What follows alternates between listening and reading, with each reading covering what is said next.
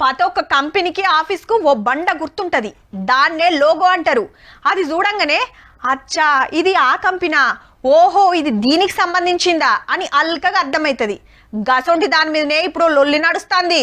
తమిళనాడు సర్కార్ అస్సలు తగ్గుతలేదు పో. హిందీ రూపాయికి నై, తమిళ రూపాయికే జై అన్నది. రూపాయి గుర్తు దేశమంతా ఒక్కటే ఉండాలని అప్పట్లా సెంటర్ వాళ్ళు గిది ఫైనల్ చేస్తే అందరూ అదే ఆడకం చేస్తుండ్రు.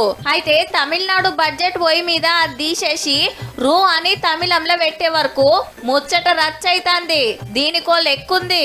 ఈ స్కూళ్ళల్లో హిందీ కూడా నేర్పియాలని సెంటర్ గవర్నమెంట్ కండిషన్ పెడితే చల్ మేము ఒప్పుకోము అని సీఎం స్టాలిన్ సారు లడాయి ఎత్తుకున్నాడు. మా భాషలో మేం మాట్లాడతాం, చదువుతాం, మా మీద మీ పెత్తనమేందని గట్టిగానే లొల్లైతున్నాయి. అల్ల ఇప్పుడు పైసల గుర్తు కూడా మార్చి పడేసిండ్రు.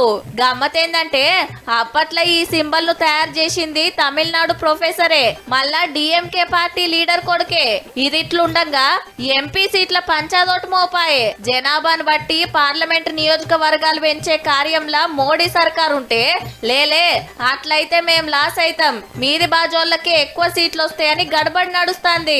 దక్షిణ భారతం సీఎంలను పార్టీ లీడర్లను పిలిచి 22 నాడు మద్రాస్ లో మీటింగ్ పెడతాండు స్టాలిన్ సారు. కానీ దేశంలో గన్ని రాష్ట్రాలు ఉండంగా ఈయన్నే గిన్ని పంచాదులేంది అంటారా?